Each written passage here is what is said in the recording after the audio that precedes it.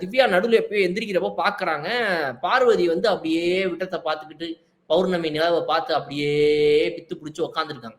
இதெல்லாம் கவனிச்ச இவங்க, "இங்க பாரு போய் படு, எதையும் யோசிக்காத, ஒண்ணும் இல்ல" அப்படின்றாங்க. காலையில எந்திரிச்சு என்ன ஆகுது அப்படின்னா, கார்டன் ஏரியாவுல குளிக்காம கொள்ளாம காஃபி குடிக்கிற அந்த ஊத்தவாயோட வந்து வெளிய உட்கார்ந்து நம்மளுடைய பார்வதி என்ன கேட்கறாங்க அப்படின்னா, என்ன இப்படியா? அப்படியான்னு திரும்பவும் அதே டாபிக் இவங்க ஸ்டார்ட் பண்றாங்க.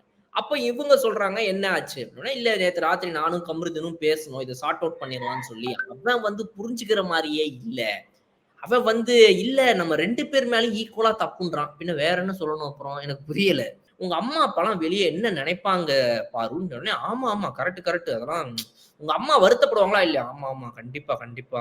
அப்படின்னு சொல்லிட்டு ஒரு 1/2 மணி நேரம் கழிச்சு என்னமோ பெட்ரூம்ல ரெடி ஆயி உட்கார்ந்துகிட்டு, திவ்யா இந்த எல்லாம் ஓகே. பட் என் பெர்சனல் விஷயத்த பத்தி நீங்க இனிமேல் பேச வேண்டாம்.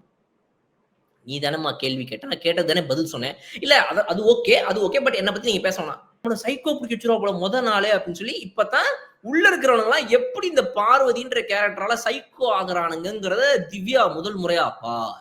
முழுசா பைத்தியமா மாறி இருக்க பார்வதியே பார். அப்படின்ற மாரி அப்பதான் பார்க்குறாங்க. அந்த தேஜஸ பார்த்த உடனே அப்படியே ஷாக்காயி பழக்கடைக்காரர் வந்து இதுக்கு சப்போர்ட்க்கு, "இல்லம்மா அது வந்து ரொம்ப தப்பும்மா. அது வந்து பப்ளிக்ல அப்படி எல்லாரையும் வச்சு சொல்லக்கூடாதும்மா." "இல்லம்மா, இல்லம்மா. அது ரொம்ப ரொம்ப பேடும்மா அது." அப்படின்னு சொல்லி அவர் ஒரு சப்போர்ட்டுக்கும்